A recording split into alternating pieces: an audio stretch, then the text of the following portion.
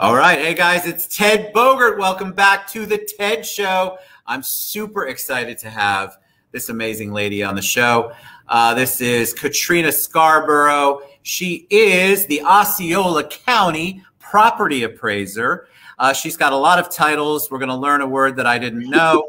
We're going to learn about her, but it's always an honor, and I always love the fact when an elected official will come on and kind of share their journey with us. So huge kudos to you. Thank you for being here, and welcome, Katrina. How are you today?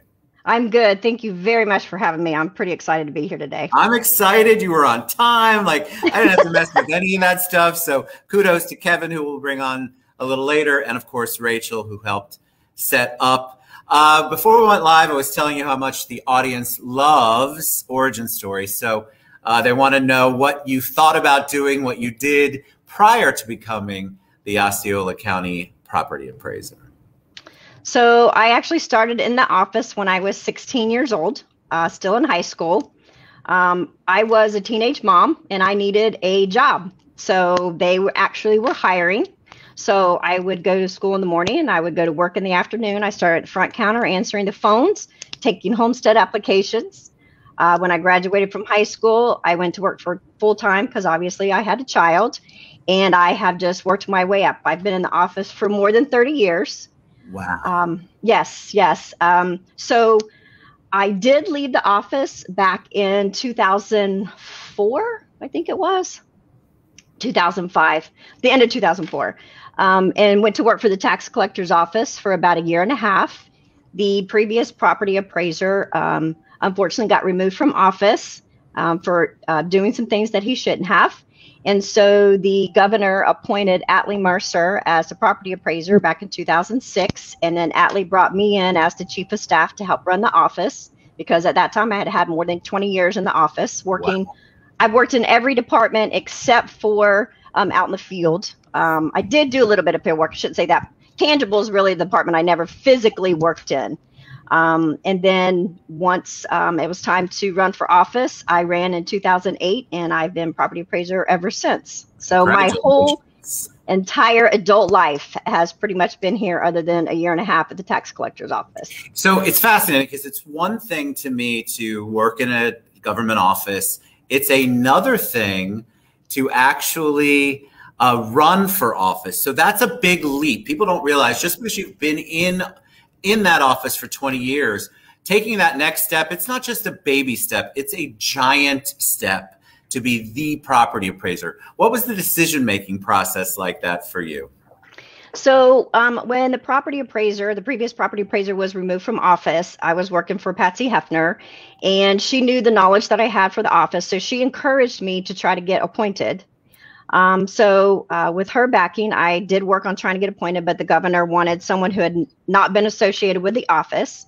So then when that didn't happen, she encouraged me as well to run for office. So I wasn't sure about that, but I'm very close with my parents, and went and sat down with my mother and my father and said, okay, if I do this, I'm going to need the support of my family. So between myself and my brother and my parents, they said, you know, if you want to do it, now's the time. We'll support you. And that really was the decision making. If we're going to do it, let's just leap. Let's just go for it. So that's what I did. It was a huge leap for me. I never, ever, ever thought I was going to run for public office. This wasn't something that I thought, oh, one day I'm going to run for public office. No, not something that I ever thought about doing. However, as adults, we have to take opportunities as they come, and that was an opportunity that I felt I should just jump on and try. If I wouldn't know unless I tried. So listen, it's a blessing, I think, to be able to. Public service is a very, in my opinion, a very selfless thing to do. We were talking about being under the public eye, and it's not just the job. It's a whole bunch of other things, and there's a million different factors in place that you think you know, but you really don't know until you get into an office. And so kudos to you. And I want to talk about the office, because I think a lot of people don't know what a property appraiser does, other than where they look up to see their homestead. They don't understand the outreach, which we talked about before we went live. So you can give us a little overview of what a property appraiser does for the county? Sure. Sure. So my role is to assess all property, real and personal. Personal property would be like office equipment or equipment that a business has in their business. And so we as appraisers have to assess all of the property. We have to keep the tax roll updated. So as properties sell, we have to update with the most current property owner. I'm responsible for administering all exemptions, not just homestead. There's several exemptions out there. So we're responsible for all of this. So when you get that tax bill in November, it is my staff and myself who have placed those values on those properties, which is way more than just homestead, because if you're a property owner, we are affecting you indirectly. Well, you make such an impact, I believe, and I think people don't realize how many lives you touch and how the community is very important to what you do. And we talked about the outreach a little bit earlier. Tell us more about that, because I know that is part of your plan, and that's part of what you do as the property appraiser for Osceola County. Yes, I see my role not only as the administrator in the office, but the person who goes out to the community to help educate the property owners, because most people don't even know the property appraiser exists. So it's my job as the elected official to educate them and also to let them know what their rights are as a property owner. You know, if you get your tax bill, call us and ask us about the value that we placed on it. That we should be able to tell you how we arrived at that. Yes. So we're involved in the community. We go out to do community outreach. I do things like this. I speak groups like I'm going to tomorrow. We have booths at different festivals. We'll be at Viva Osceola next month. I go to Rotary. I just spoke to a Rotary on Monday. During COVID, I did a lot of this Zoom type presentations just to stay in the community. So I just feel like that's a really important role of mine, is to get out into the community and educate as much as I can, because the more that you as a property owner or a business owner knows about what I do and what I offer, the better off you are. Understanding it, I think, is so important. Also, I told you, and I want to give you kudos again for the audience. It's so important as an elected official for people to feel like there's accessibility there in some way, shape, or form. Feel like it's not just somebody up in an ivory tower that's making all the decisions and nobody's ever seen you or heard you. That's not how you approach what you do, and I love that, and kudos to you for that, because I have seen it where it is the complete opposite of that. And it is so good for you to be able to engage the people and answer the questions and have a team that also feels the exact same way that you empower. All right, we want to talk about tomorrow a little bit. I'm going to bring Kevin on from VREP in just a second, VA rep. Tomorrow you are doing a talk on tax savings and understanding property valuation. So give us a little sneak peek of what that actually means, because those words, I think, scare most people. Well, they shouldn't. They shouldn't. So tomorrow I'm going to talk about actually what my office does and all of the exemptions that are available, because a lot of people think it's just homestead. And yes, that is the main one. You have to have homestead in order to qualify for others. But there's several other exemptions that are available. So I'm going to talk about those and what it takes to qualify for those, and then touch a little bit on how we come up with the values. But I'm going to zone in on the exemptions right now for this group. Perfect. And then before I bring Kevin on, I was trying to pronounce this word that was in your bio, which everybody could see. Tell us what a Cadastralist. Cadastralist. Cadastralist. Yes. I told the story, and I'll bring Kevin on now. I told the story of how I had to look that up because I thought Kevin might have spelled it wrong. I had never heard of it before. Tell us what a Cadastralist is. I got it. And then I will introduce Kevin. So a cadastralist is simply a map maker. So a lot of the background that I have in the office prior to being elected was in our land records department, and that's where all the maps were made. And when I started over 30 years ago, we actually hand drew the maps. Obviously now with technology, we draw them on the computer. So because that was what my role was in the office, I went and got certifications. And of course, I've maintained them. There was no reason to let them lapse. I worked hard for those. I did. A cadastralist. I'm going to get this. You got it that time. I got it this time. I love it. I love it. All right. So now I need to bring on Kevin Strotter. He is with VA Rep, which is the Veterans Association of Real Estate Professionals, and that amazing group which I am a member of through my mortgage company, VIP. We love that group. They are organizing your talk tomorrow. So welcome, Kevin. Tell us a little bit about VA Rep, and then tell us how we can watch or participate in Katrina's amazing talk luncheon tomorrow. Beautiful. Welcome. I'm glad to be on the show again, Ted and Katrina. Nice to meet you for the first time. We in VA Rep, we've been established since 2011.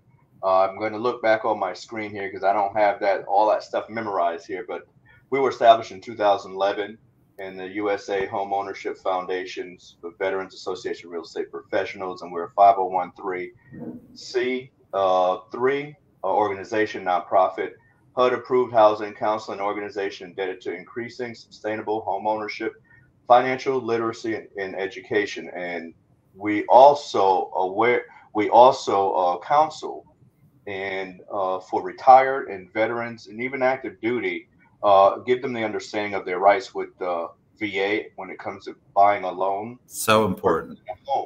So we had the opportunity to just set a board in Central Florida. I'm community outreach for Central Florida chapter, and we love helping and we love giving back to the community.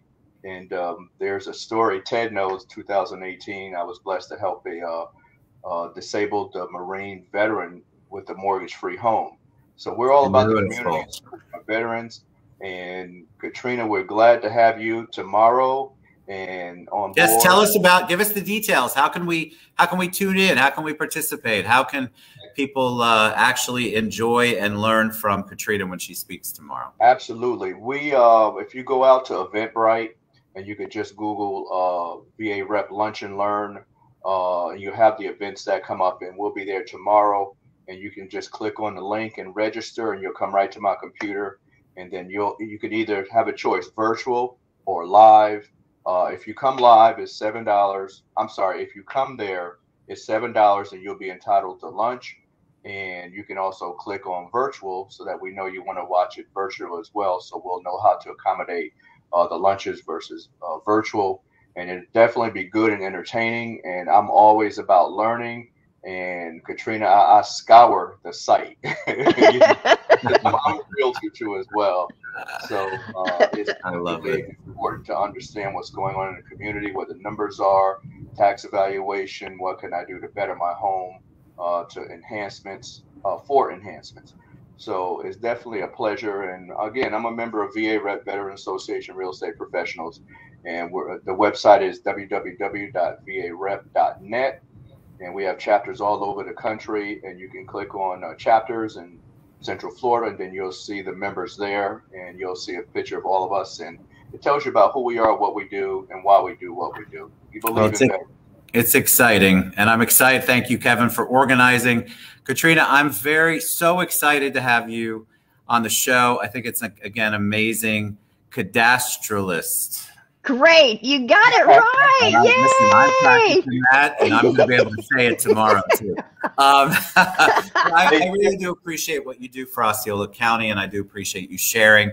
You can attend this tomorrow virtually. So look for the link. You can go to varep.net. I will tag all the links again on social media. You can reach out. But if you want to learn more about what's going on, want to get some basic knowledge on the things that intrigue you or scare you, depending on where you're at, tax savings and property valuations, tune in. And it's so wonderful to have an elected official come on and obviously share their point of view and some great information. So Katrina, thank you so much for being on the show. I can't thank you enough.